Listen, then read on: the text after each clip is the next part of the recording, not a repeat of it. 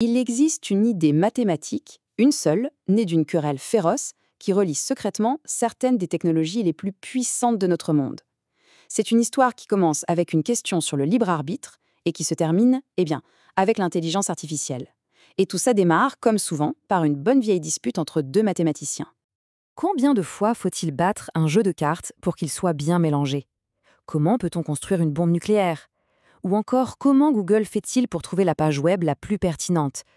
À première vue, ces questions n'ont absolument aucun rapport.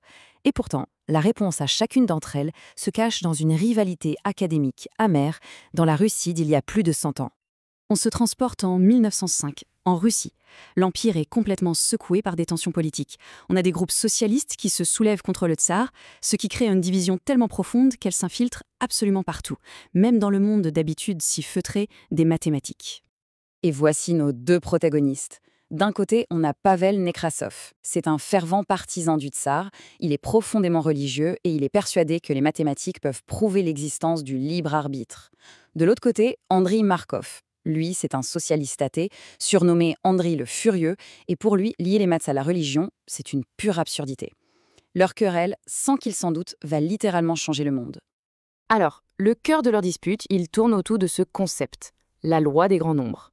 L'idée est assez simple. Si on lance une pièce de monnaie encore et encore, la proportion de piles va se rapprocher de plus en plus de 50%. Facile. Mais il y a un mot-clé, un mot magique là-dedans. C'est le mot indépendant.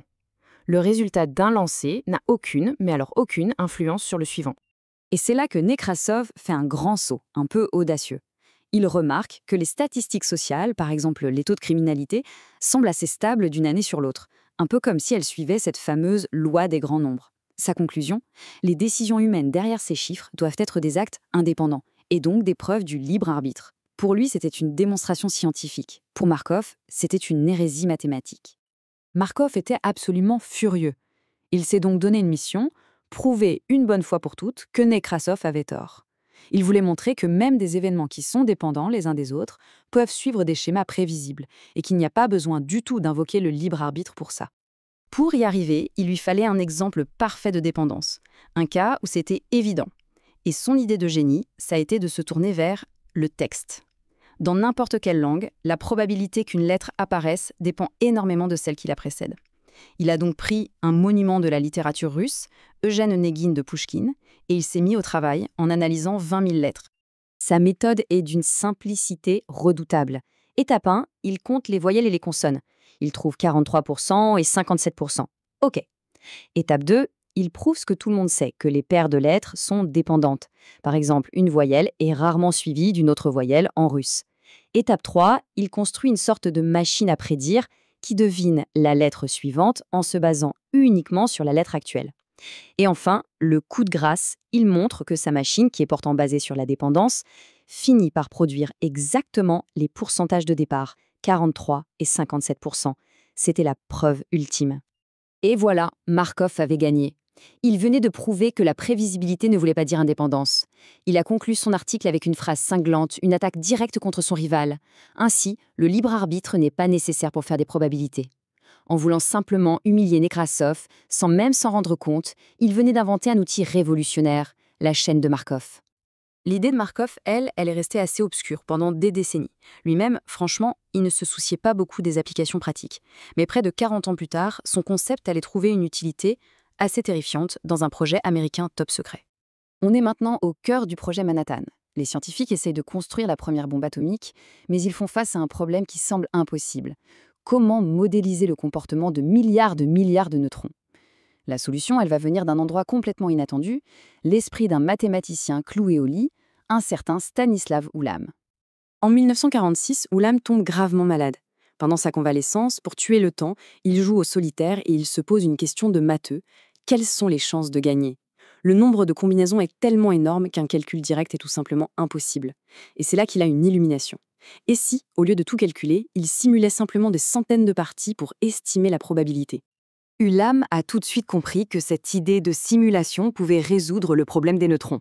Une réaction en chaîne, c'est un système dépendant par nature. Ce qui arrive à un neutron dépend de ce qui est arrivé au précédent. Mais attendez, un système où le futur ne dépend que du présent, c'est une chaîne de Markov. Ils ont donc simulé le parcours d'un neutron. Est-ce qu'il va être absorbé? Est-ce qu'il va créer une fission? En répétant ça des milliers de fois, ils pouvaient enfin voir si la réaction allait devenir explosive ou non. La méthode de Monte-Carlo était née. Allez, on fait un nouveau bond dans le temps, jusqu'aux années 90. Une autre explosion, mais d'informations cette fois, le World Wide Web. Et ça crée un autre problème qui semble insoluble. Comment trouver quoi que ce soit dans cette marée de données? Les tout premiers moteurs de recherche, comme Yahoo, classaient les pages en comptant simplement le nombre de fois qu'un mot-clé apparaissait. Évidemment, le système était super facile à tromper, il suffisait de cacher des centaines de mots-clés, en texte blanc sur fond blanc par exemple, pour être classé en premier. Il n'y avait aucune notion de la qualité ou de l'autorité d'une page. À l'époque, c'est clair, la guerre des moteurs de recherche se gagnait avec des dollars, pas avec une meilleure technologie.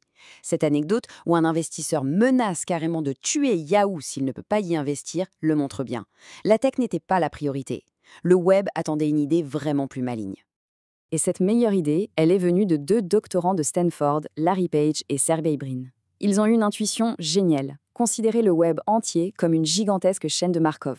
Dans leur modèle, les pages web, ce sont les états, et les liens hypertextes, ce sont les transitions d'un état à un autre. Et surtout, ils ont compris qu'un lien n'est pas juste un lien, c'est un vote. Et un lien qui vient d'une page importante, eh bien, il vaut beaucoup plus qu'un autre. Leur algorithme, qu'ils ont baptisé PageRank, simule en quelque sorte un surfeur aléatoire qui clique sur des liens encore et encore pendant des milliards d'étapes. Logiquement, les pages sur lesquelles ce surfeur passe le plus de temps sont considérées comme les plus importantes. Ce n'était plus juste une question de mots-clés, c'était une mesure de l'autorité, de la pertinence réelle. C'est ça qui a donné à Google des résultats de recherche infiniment meilleurs et qui a scellé sa domination. Et nous voilà aujourd'hui. L'idée de Markov, vieille de plus d'1 siècle, est plus pertinente que jamais. Elle est devenue, sans qu'on le voie, l'un des piliers de notre monde numérique. Ce qui est fascinant, c'est qu'on retrouve les chaînes de Markov absolument partout, dans les prévisions météo, dans l'analyse des marchés boursiers, dans le séquençage de l'ADN, et plus récemment, au cœur même de l'intelligence artificielle générative. Finalement, ces IA qui prédisent le prochain mot dans une phrase, elles font exactement ce que Markov a fait avec les lettres de Pouchkine. Bon, il est temps de boucler la boucle et de revenir à notre toute première question.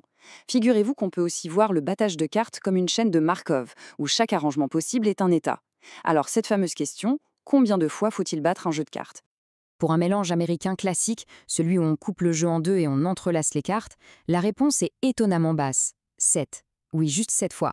Après 7 mélanges, chaque arrangement possible de cartes a une probabilité à peu près égale d'apparaître.